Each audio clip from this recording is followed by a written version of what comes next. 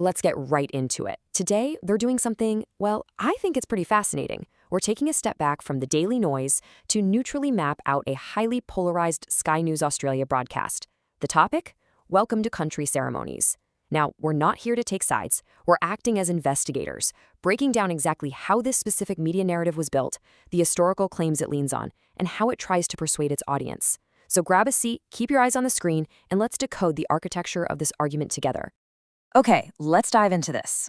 The absolute core thesis of the broadcast is, well, it's crystal clear. The host doesn't mince words at all.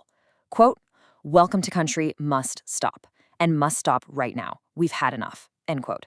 And the commentator actually goes further, suggesting that if it requires booing at events, changing the government, holding a new referendum, terminating native title legislation, or, get this, even quitting the United Nations entirely, then that is what must be done. This quote right here perfectly sets up the intense stakes, the high emotion, and the main objective of the entire monologue we're unpacking. To make sense of all this passion, we've organized the host's arguments into 4 clear buckets. First, the Anzac Day incident. Second, critiquing the UN Declaration. Third, ceremony origins and claims. And finally, the overarching political theory. Let's move right along. So, starting off with Section 1, the Anzac Day incident. Recently, there were reports that some attendees actually booed the Welcome to Country at Anzac Day dawn services, which sparked a massive wave of media outrage.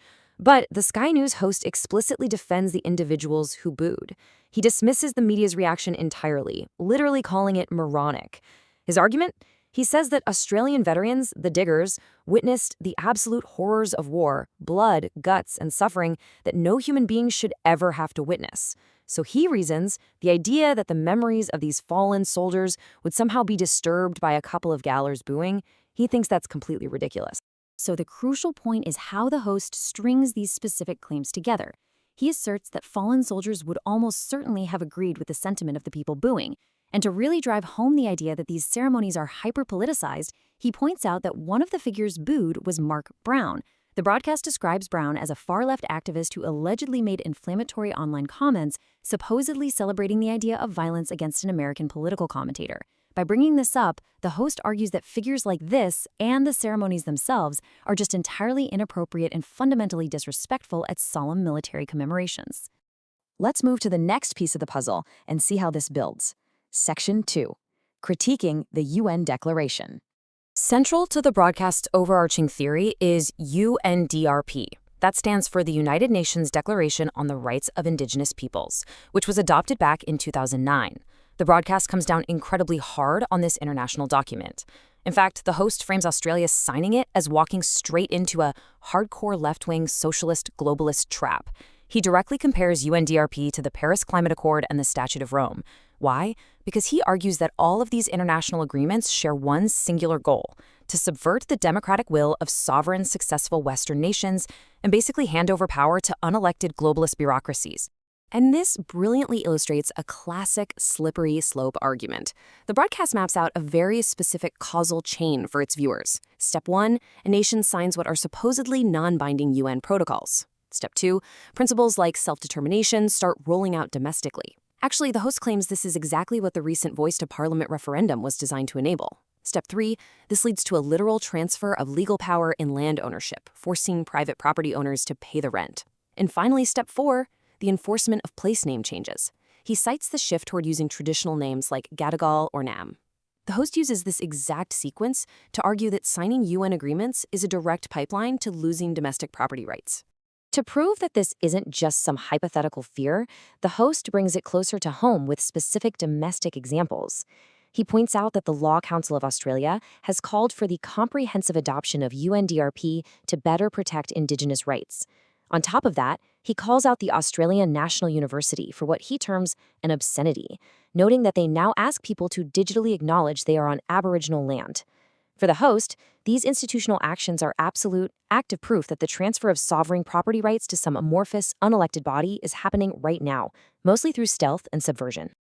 All right, shifting focus to the third part of our deconstruction. Section 3, ceremony origins and claims. Now, this is a truly fascinating pivot in the broadcast's rhetoric. The host completely challenges the premise that the welcome to country is some ancient tradition spanning the continent for millennia. Instead, he asserts that the modern ceremony was actually invented in the 1970s. And who does he say invented it? Ernie Dingo, a well-known Australian comedian, actor, and TV performer who allegedly created it specifically for an arts festival in Perth. Now, what's really interesting about this slide is the host's direct reliance on Ernie Dingo's own explanation. He plays a clip where Dingo explains the genesis of the practice. According to the quote you see here, performers from the South Islands came over to the Perth Festival, and because they were visiting a new land to perform spiritual dances, they specifically asked the local Aboriginal authorities to be acknowledged and blessed. So the broadcast takes that historical anecdote and makes a massive logical leap. It draws a super sharp contrast. On the left, we have Ernie Dingo's stated purpose, creating a ritual to welcome foreign strangers from across the seas to a land that isn't theirs. But on the right, the host uses that exact definition to conclude that the ceremony only has meaning for foreigners. Therefore, he argues, to pretend it means anything else is just a lie. The commentator emphatically states, and I quote, "You cannot welcome an Australian to their own land." By following this logic, the host argues that these daily ceremonies are actively delegitimizing the citizenship, the very belonging of all non-Indigenous Australians. Building further on that historical explanation, the host highlights that original tribal interactions involved letting down weapons to prove you weren't a threat. He defines this as a quasi-military or security ritual. And this loops us right back around to the Anzac Day issue we talked about earlier. The host's ultimate conclusion here is that performing a ceremony originally meant to disarm potential enemies and using it to welcome fallen soldiers to the very country they died defending is the absolute height of offensiveness. He argues that this framing essentially tells the fallen soldiers they died for absolutely frigging nothing because it wasn't even their land to defend in the first place. Finally, let's pull all these threads together. Section 4, the overarching political theory. The broadcast closes out with a rapid-fire series of highly provocative claims. Let's summarize them impartially. The host asserts that the phrase First Nations is completely fake, a fiction borrowed from Canada, arguing that pre-colonial Australia only had tribes and clans. He also claims that these daily ceremonies are an insidious softening up of gullible citizens, a daily conditioning to prepare people for a massive transfer of wealth and property. The ultimate goal? The complete delegitimization of non-Indigenous property rights. And finally, the host argues that despite the hundreds of millions of dollars spent on these ceremonies, they have done literally nothing to improve the tragic, blighted lives of Aboriginals living in remote townships.